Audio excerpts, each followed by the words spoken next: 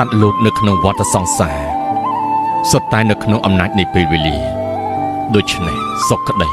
ទុក្ខក្តីសេចក្តីដឹងខ្លួនឥឡូវនេះក្តី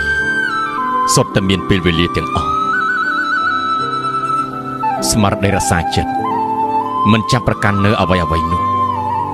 គឺលែងចោលបណ្ដោយឲ្យពេលវេលាធ្វើការទៅតាមធម្មជាតិ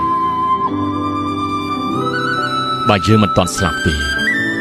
យើងនឹងមានឱកាសសិក្សាថាអ្វីដែលយើងមិនបានសាងគឺមិនមែនជារបស់យើងឡើយសប្បាយចិត្តត្រឹមតែមានជីវិតបាននៅរស់ក៏ជាសេចក្តីសុខមួយបែបហើយ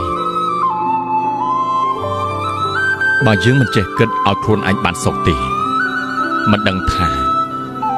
យើងគិតទៅសុំសេចក្តីសុខអំពីនរណាឡើយក្រោកព្រឹកឡើងមកជាមួយនឹងការព្រមទទួលគ្រប់យ៉ាងមិនមែនសង្ឃឹមជួបតែរឿងត្រូវចិត្តត្រូវថ្លើមនោះទេឬក៏សង្ឃឹមថាបានតែការសប្បាយមួយយ៉ាងនោះឡើយអ្វីដែលមិនមែនជាទីសប្បាយក៏ព្រមជួបព្រោះវាក៏អាចសម្ដែងប្រាប់ការពិតឲ្យយើងយល់ដឹងបានដែរ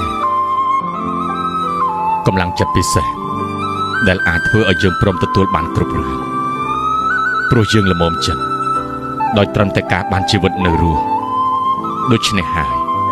ទើបយើងមិនខ្លាចចំពោះឧបសគ្គ